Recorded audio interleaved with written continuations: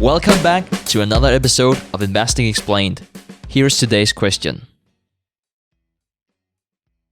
Fantastic question. Stig's going to take this first stab at this one. So without trying to put on my tweed jacket and talking to you about the petrodollar and history, like in a professor kind of way, please allow me to just provide the foundation for the concept that you introduced here. So petrodollar really was something that came up after the collapse of Bretton Woods gold standards in the early 1970s. And basically what happened at the time was that the US struck a deal with Saudi Arabia to standardize oil prices in dollar terms. And it had a lot of impact. The dollar was already the main currency, the world's reserve currency, actually. And it really became even more important after that. That's also one of the reasons why the US is able to enjoy persistent trade deficits. And it also provides the US with financial markets, which is a very impressive source of liquidity and foreign capital outflows. And actually, the latest number I could find on this, just to talk to you about the magnitude, was back in 2013, 87% of international deals were settled in USD on one side. So basically, what you're talking about is this changing now, and what will then happen? And the answer is yes, it is changing now. Now, that's not the same as saying that the US probably won't be the world's premier reserve currency. They have been that since 1945, where they replaced the British pound.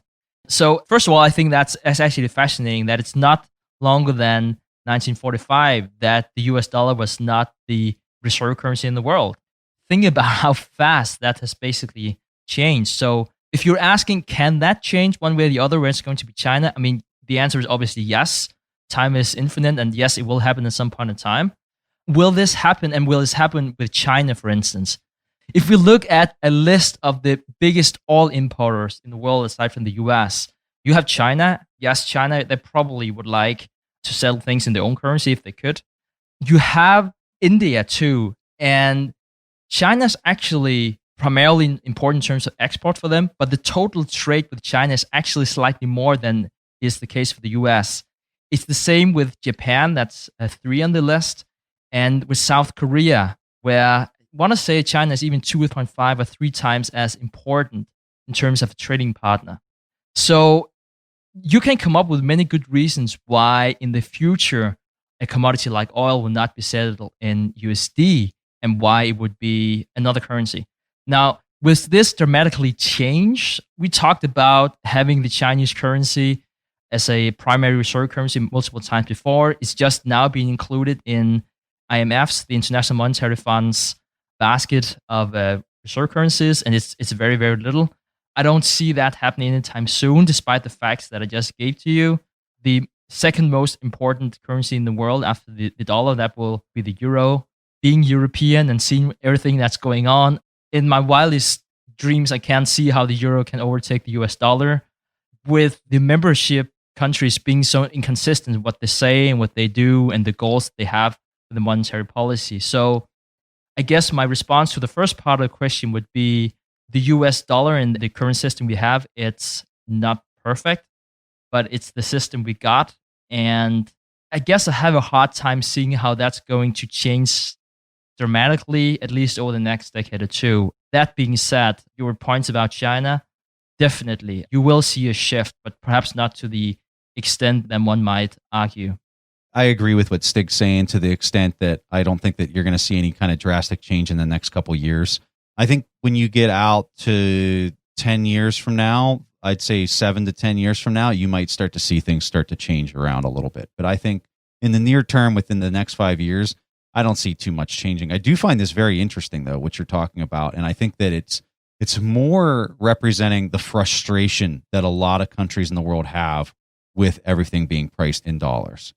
And I think that is probably maybe more important than anything else, because I think that might be what drives the big shift maybe in 10 years from now to some other type of currency emerging as maybe a global reserve currency. And so I guess that leads us to the Bitcoin conversation. So, you look at Bitcoin just this past summer, I want to say in like June, you looked at the market cap of Bitcoin and it was around I don't know, maybe $80 billion was the market cap of Bitcoin. Today, the market cap of Bitcoin is $137 billion. So that's just a couple months ago. That was like 4 or 5 months ago that you've seen that much growth in it. But let's call this what this is. $137 billion of a market cap on a currency is very small, like insignificant as far as how small it is. But I will say, watch the trend on this thing, because this trend is like something I have personally never seen in my entire life. And I don't know that we'd ever see it again if this trend persists. So when we look at like the market cap of various currencies, so like let's just start off with gold, 7 trillion for gold. When you start talking about like the US dollar, I have no idea how big the market cap is on the US dollar. But if I had to guess, I mean, you're talking tens of trillions of dollars. It's way up there. It also depends on how much you include as the market cap of the US dollar. I mean, we're not just talking about like notes and coins here. It really depends on what kind of, you have all these fancy terms, call it M1, M2, whatever you want to include as a currency, and how much is credit and how much is not. And if we start seeing a currency backing a commodity, whatever it is, it's a different world. I mean, I know that $137 billion, it sounds like a lot, and obviously it is a lot, but yeah, as Preston said, for a currency, it's next to nothing. And I don't want people to hear us say that right there and say, oh, well, Preston and Stig don't think that Bitcoin can be a really big deal in the next 5 or 10 years, because we definitely think it can be a very big thing in the next 5 or 10 years. We just think that where it's at today, as far as market cap, that's not going to happen in the next couple of years, where Bitcoin's now going to be what oil and things are priced in the next 3 years. That's not happening. Even at the pace that Bitcoin's going at, it's not going to be there in 3 years. But give it 10 years and it keeps trending the way it is, and you see all this money that's stuffed up into fixed income with a 0% return starts flowing out, and a lot of people are selling out of that, and they start chasing the 300 or 500% return that Bitcoin's been returning every single year for like the last 7 years. Yeah, you might start to see some interesting things happen if that trend continues. And I think that's our best advice for people when they're thinking about Bitcoin is, if you're not studying it and you're not aware of it, there's some interesting things happening here. And we're not saying it's going to replace or become the world reserve currency. It's something that I think people need to be aware of. And I think, Antonio, if your question is more in the direction of, will countries use, call it Bitcoin or another cryptocurrency to sell transaction, I think that is highly unlikely, because all nations really have a incentive to use their own currency, at least not use a cryptocurrency. So that's probably not it. Right now, you see a lot of individuals settling transactions with cryptocurrencies. You will probably also see companies starting to do that, but you will probably not see government institutions doing that for a very long time. But if you ask in the sense that what will happen if the market loses faith in the US dollar, whether it's gradually, it's just slightly, or if it's more significant, yes, it will have an impact on other currencies. So remember, what is $1 worth? One way you can price that would be in another currency. Like, I can tell you what it's worth in euros, or I can tell you what it's worth in yen. And if people start to lose faith in the US dollar for whatever reason, less money will be flowing into the US dollar. And basically, a currency is no different than the price of a stock. You have demand, you have supply. And if you have less demand for US dollar and that money is going elsewhere, you will see a soar in that type of currency instead.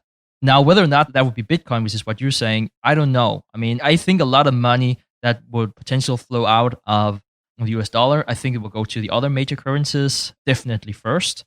But you're right in the sense that you don't need a large percentage of funds, call it from fixed income or whatever it might be, to pump up something that's only $137 billion and thinly traded. So this is where Stig and I see things a little differently. So he said that if money flows out of the US dollar into other currencies, he thinks that they're going to go into other currencies before cryptocurrencies. I would agree with that up until probably the next year. And then I think that that's going to start to change. I think when you look at the price action of Bitcoin specifically, it is following Metcalfe's law almost to a T. And Metcalfe's law is how, when you look at the growth of Facebook, you look at the growth of Google, Alibaba, 100% correlated to Metcalfe's law. Since the start of Bitcoin, it has been following Metcalfe's law almost to a T. Could you elaborate more on the law and what it means? Yeah. So the law is, if you've ever taken a business class or you've seen a chart that shows a network effect where the pricing of something looks like a hockey stick, where it starts off slow, and then all of a sudden it's almost completely parabolic and it goes almost like a rocket straight up. When you look at the pricing, you need a logarithmic scale to plot something on a chart to do this. That's what's happening with Bitcoin today. So I think once you start getting past a market cap of $100 billion, you got some people really raising their eyes saying, what the hell is this thing over here? And then if that continues, if that trend continues, which it is, this has not subsided at all. If this trend continues and we see this go for another year, guess what? You're not talking $100 billion. You're talking like $500 billion. You're talking some real numbers here. And then once it hits $1 trillion, watch out. Because, I mean, the network effect of this is going to only compound on itself. So I really think there's something here. And I think that it's something that people need to pay attention to. I'm not saying that, I guess I'm not saying anything. I'm just describing what has happened over the last 7 years. And I think that the trend, a perfect example I saw, and we're here in November of 2017. Coinbase, which is the exchange that does cryptocurrencies here in the United States. Coinbase had something like, I want to say 12 million users from the last 7 years. In the month of November alone, they had something like 1.2 million people sign up for Coinbase just this month. In just a month. So when you have that many influx of buyers versus sellers, there's some interesting things happening. And I think it should really grab a person's attention. And I think they need to study what the heck's happening. I'm glad that we disagree. Unfortunately, it's not about stocks, but primarily about Bitcoin, I guess.